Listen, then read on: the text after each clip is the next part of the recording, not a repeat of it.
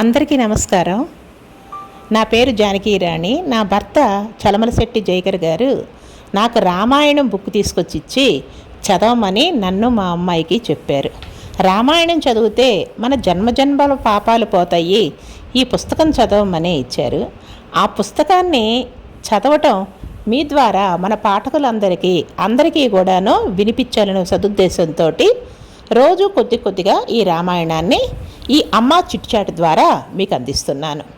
ఈ రామాయణం బ్రహ్మశ్రీ చాగంటి కోటేశ్వర శర్మ గారు ప్రవచనాలు సీడీ ద్వారా అమెరికాలో ఉన్న పురిగెళ్ళ సత్యానంద శర్మ, పురిగెళ్ళ భాస్కరం గారు భార్యాభర్తలు ఇద్దరూను వాళ్ళు సీడీ ద్వారా విని వీటికి పుస్తక రూపం కల్పించి పుస్తకాన్ని రాసి అన్నీ బాలకాండ దగ్గర నుంచి పూర్తిగా అన్నీ కూడా రాసి ఒక బుక్గా తయారు చేసి మన కోసం మనకి ఈ రామాయణాన్ని అందించారు.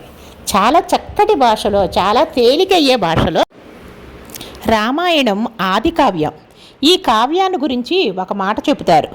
వేదముల చేత ప్రతిపాదించబడిన పరతత్వమైన పరబ్రహ్మమైన ఆ భగవానుడు ఎవరైతే ఉన్నాడో ఆయనే రామచంద్రమూర్తిగా నడిచి వచ్చాడు.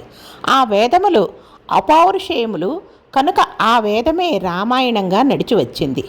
అయితే వేదము రామాయణంగా నడిచి వచ్చి వేదము చేత ప్రతిపాదించబడిన పరబ్రహ్మము రామచంద్రమూర్తిగా నడిచి వస్తే మనకి కలిసి వచ్చేదేమిటి?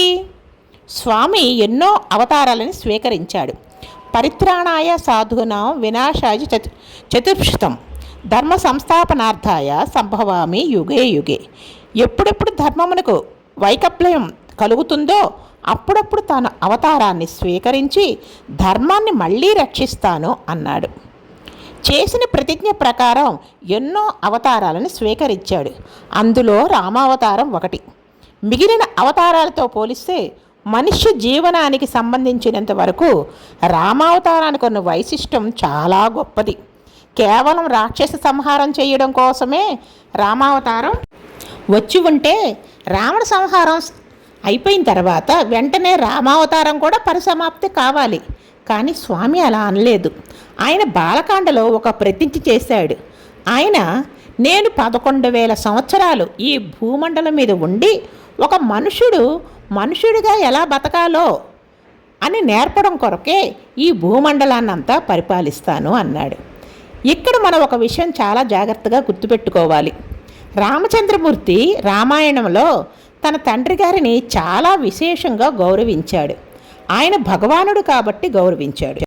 తన భార్య అయిన సీతను రావణాసురుడు అపహరిస్తే ఒక్క పరాక్రమంతోనే అతని 10 తలలు త్రుంచి ఆమెను వెనక్కి తెచ్చుకోగలిగాడు. భగవానుడి కలక అలా చేయగలిగాడు. రామచంద్రమూర్తి వశిష్ఠ విశ్వామిత్రాది గురువుల శుశ్రూష మహోత్కృష్టంగా చేశాడు. భగవానుడు కనుక అలా చేయగలిగాడు. రామచంద్రమూర్తి 14 సంవత్సరాలు అరణ్యవాసం చేశాడు. కాలికి పాదుకులు కూడా లేకుండా పల్లేరుకాయలున్న ఘోర అరణ్యాలలో నడిచాడు. భగవానుడు కనుక నడిచాడు.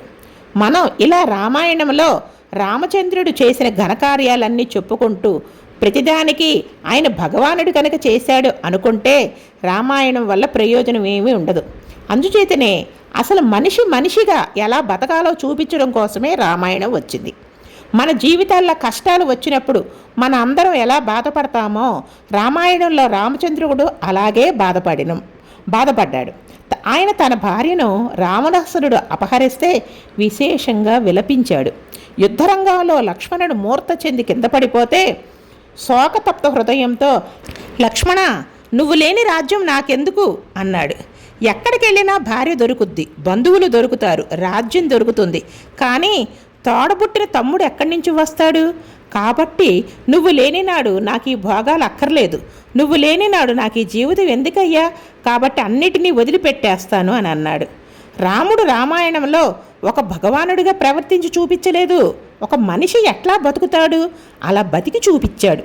రాముడు పడిన కష్టాలు మన జ్ఞాపకం పెట్టుకుంటే నిజంగా మనకు జీవితంలో ఒక కష్టం వచ్చింది అనుకోండి, రాముడు పడిన కష్టం ముందు మన పడుతున్న కష్టం ఏ పాటిది అని అనిపిస్తుంది.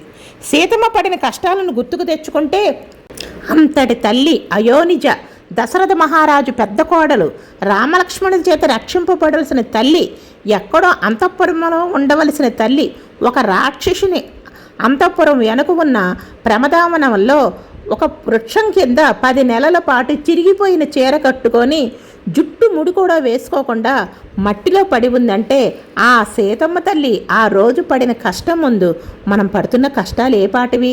అంతటి కష్టంలో కూడా రాముడు విడిచిపెట్టడం ఏమైనా ఉంటే అవి రెండే, సత్యం, ధర్మం. ఈ రెండింటిని రాముడు ఎన్నటికీ విడిచిపెట్టలేదు. అందుకే అది రామాయణం అయ్యింది. రోజు మా రామాయణం వినాలనుకుంటే సబ్స్క్రైబ్, బెల్లు, ఆలు కొట్టండి.